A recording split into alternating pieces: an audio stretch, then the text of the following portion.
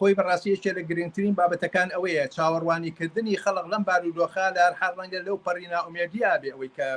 لە حکومەتی هەرێم یەکتەرەفە یا کول لەو یەکتەرەفە کێشەیەکی گەورە هەیە هەتا ناو ناڕزایەتیەکانیشە ئەوەیە وەکو پێشی ئیشارەم پێکرد هەردووکیان بە ئەندازەی پێویست بارها بەرپرسیارەتیان هەیە بە ئەندازەی پێویست لە برسیکردن و لە معانات و تراژیدیایەکە لە کۆمەلگەی کوردستان بۆ فەرمانبەران و موچەخۆرا هاتوێتە پێشەوە بەرپرسن و ئەمە بەهەرحاڵ دەبێ ئێمە تەعاملیشیان لەگەڵا بکەین کە بزانین تەرەفێکیان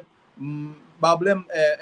بێتاوان نییە لەم قەزیە هەردوو تەرەفەکەی و حتا تەنانەت ئەو ئۆپۆزیسیۆن و ئەحزابانەی کە هەیە ئەحزابی سیاسی ئەتوانێت خۆی نەخشە و پلانی هەبێ چۆن تأثیری لەسەر ئەم ناڕزایەتی هەبێ بەڵام وەختێک کە تۆ پەلچێشێکیتە ناو ئەعترازاتەکەەوە و خۆت بەخۆت ئەزمونونەکانی دەورەی ڕابردوومان بیرەکەوێتەوە کە ئەمە